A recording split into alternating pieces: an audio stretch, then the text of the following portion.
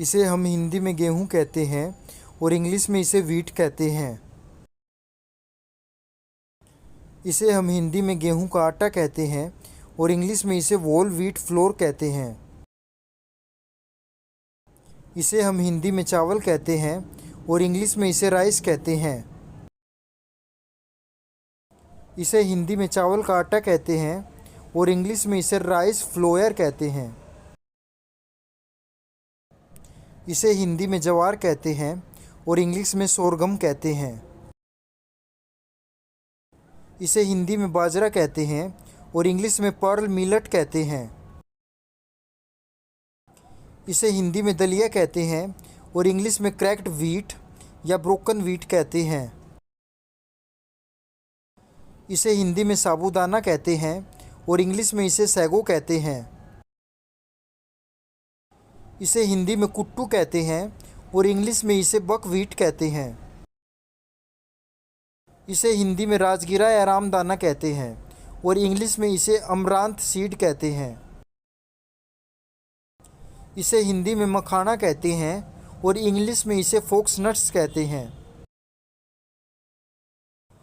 इसे हिंदी में मैदा कहते हैं और इंग्लिश में इसे ऑल पर्पस फ्लोयर कहते हैं।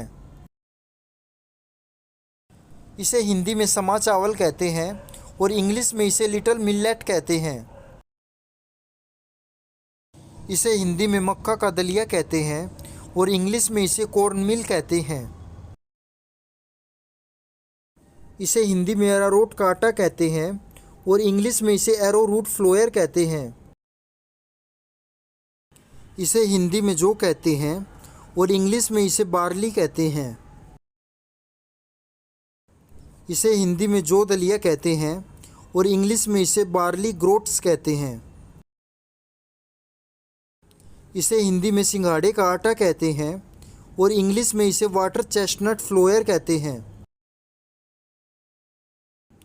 इसे हिंदी में कोदो कहते हैं और इंग्लिश में इसे कोडो मिलेट कहते हैं।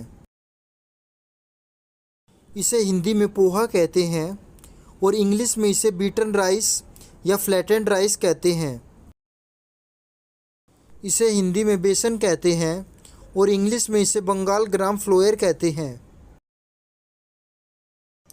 इसे हिंदी में कनगनी या टांगुन कहते हैं और इंग्लिश में इसे फोक्सटेल मिलेट कहते हैं। इसे हिंदी में रवा या सूजी कहते हैं और इंग्लिश में इसे क्रीम ऑफ व्हीट या सिमोलिना कहते हैं। इसे हिंदी में मक्का या भुट्टा कहते हैं और इंग्लिश में इसे कॉर्न या मेज कहते हैं। इसे हिंदी में जई कहते हैं और इंग्लिश में इसे ओट्स कहते हैं। इसे हिंदी में भूरा चावल कहते हैं और इंग्लिश में इसे ब्राउन राइस कहते हैं। इसे हिंदी में नचनी या रागी कहते हैं और इंग्लिश में इसे फिंगर मिलेट कहते हैं। इसे हिंदी में मुरमुरा कहते हैं और इंग्लिश में इसे पफिड राइस कहते हैं। इसे हिंदी में राजगिरा लाहिया कहते हैं और इंग्लिश में इसे पफिड अमरांत कहते हैं।